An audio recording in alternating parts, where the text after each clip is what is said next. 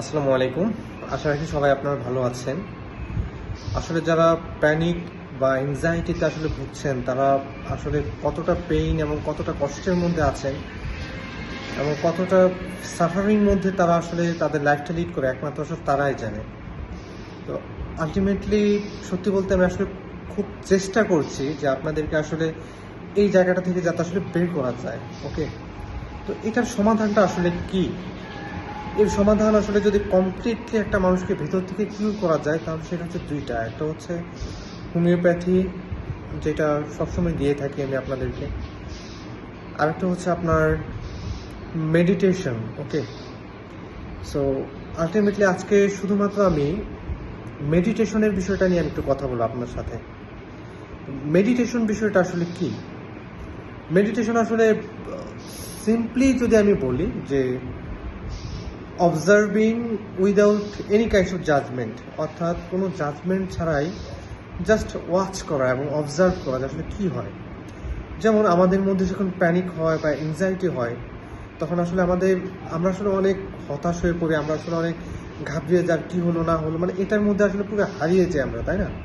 So ultimately এটা করা যাবে না, it's not the right way. আমাদের যেটা করতে হবে যে আমরা জাস্ট আমাদের সম্পূর্ণ অ্যাটেনশন, সম্পূর্ণ ফোকাস জাস্ট এর মধ্যে দিতে হবে যে প্রবলেমটা আমাদের ভিতরে হচ্ছে, যে মৃত্যু ভয়টা হচ্ছে, সেটার ভিতরে আছে টোটাল ফোকাসটা দিতে হবে এবং কোনো জাজমেন্ট করা যাবে না। যেমন করে আমরা যদি কোনো মুভি দেখি বা আমরা যদি কোনো কিছু নাটক, সিনেমা বা যেগুলোই দেখি না কেন, তখন কিন্তু আমরা কী করি? শুধুমাত্র ওয়াচ করি, দেখি এবং ফিল করি। আমরা কিন্তু জাজ করতে চাই না, আমরা কিন্তু মুভির কোনো ক্যারেক্টারের সাথে কিন্তু কোনো কথা বলতে চাই না, তাই না?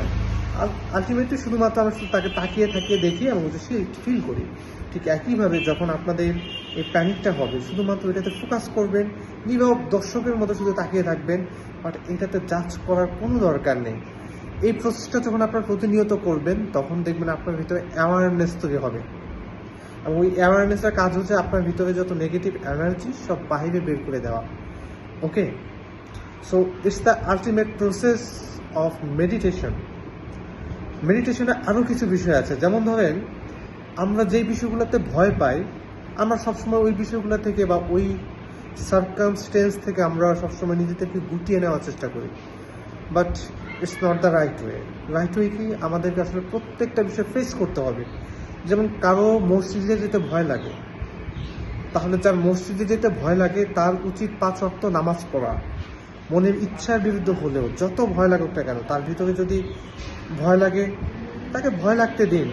যদি ভয়ে হাত পা কাঁপতে থাকে, হাত পা কাঁপতে দিন। আপনি যখন নিয়মিত এই ভয়ের জায়গাগুলো ফেস করতে থাকবেন, যেমন অনেকে বাড়ির বাইরে বের হতে পারে না বা দূরে কোথাও যেতে পারে না, ভয় লাগে, আপনি ইচ্ছে করে ওই দূরের জায়গাগুলোতে আপনি যাবেন। গিয়ে গিয়ে আপনি দেখবেন আসলে আপনার ভিতরে কী হয়, ভিতরে কী অনুভূতিগুলো হয়, ওই বিষয়গুলো একটু বোঝার চেষ্টা করবেন। ওকে, তো একটা সময় যখন এমন হবে, তখন এক সময় আপনি ফিল হবে যে এই ভয়গুলা আগের মতো আর নেই, একদম কেটে যাচ্ছে। ওকে, সো আলটিমেটলি যে বিষয়টা হচ্ছে সেটা হচ্ছে আপনাদের যে আনকমফোর্ট জোন, যে জোনগুলোতে যেতে আপনাদের ভয় লাগে, যে বিষয়গুলো করতে আপনাদের ভালো লাগে না, যে বিষয়গুলোতে গেলে আপনার অ্যাংজাইটি হয়, সেই কাজগুলো বেশি বেশি করে আপনারা করবেন। যখন এগুলো করবেন, তখন আপনাদের ভিতরে অ্যাওয়ারনেস তৈরি হবে, যেটাকে মেডিটেশন বলা হয়। আলটিমেটলি এটা যখন করবেন, তখন আপনার ভিতরের প্রবলেমগুলো একদম ভেতর থেকে জাস্ট বের হয়ে যাবে। কেউ শুধুমাত্র ওনলি এই কাজটা করার মাধ্যমে, এই মেডিটেশন করার মাধ্যমে তারা প্যানিক এংজাইটি বা এগুলো থেকে আসলে বের হতে পারে।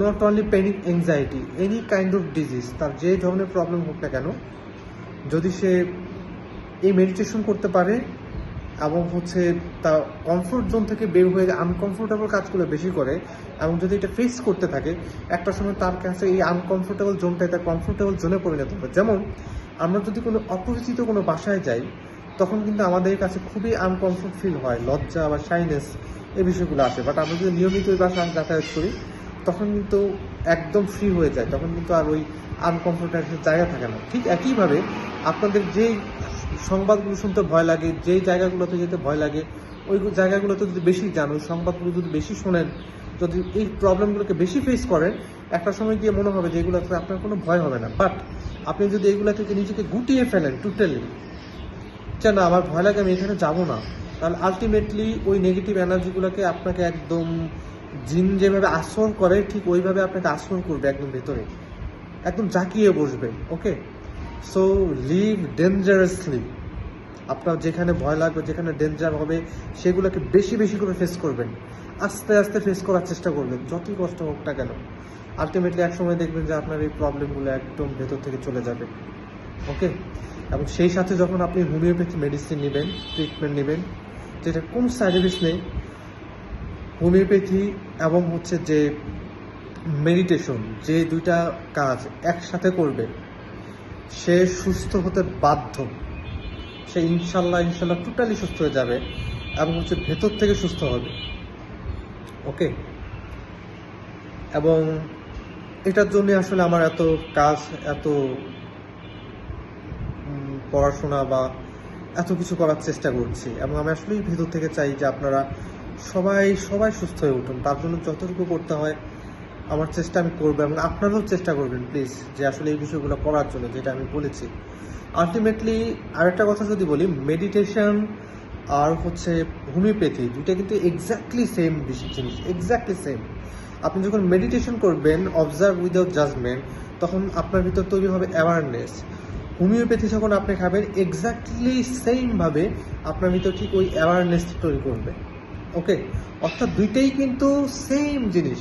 ওকে, তাই মেডিটেশন এবং হোমিওপ্যাথি যদি আপনি দুটো একসাথে করেন, তখন আপনি খুব দ্রুত আলটিমেটলি সুস্থ হয়ে যাবেন। ওই প্যানিক বা এংজাইটি এগুলো বিষয় থাকবে না।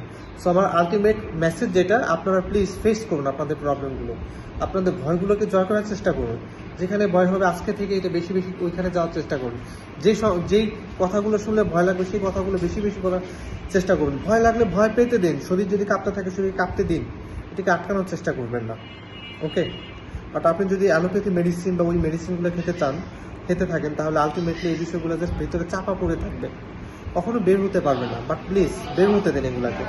বের হতে দেওয়ার একমাত্র ওয়ে হচ্ছে আপনার এগুলোকে ফেস করা, আর সেকেন্ড ওয়ে হচ্ছে আপনার হোমিওপ্যাথি ট্রিটমেন্ট, যেটা সঠিকভাবে নিলে সে সম্পূর্ণভাবে কিউর হবে। ওকে, সো আপনাদের জন্য আমার ভেতর থেকে আসলে দোয়া থাকলো, আপনারা যাতে এই সমস্যা থেকে যাতে বের হতে পারেন সবাই, আর সবাই আমার জন্য দোয়া করবেন প্লিজ। হ্যাঁ, ধন্যবাদ।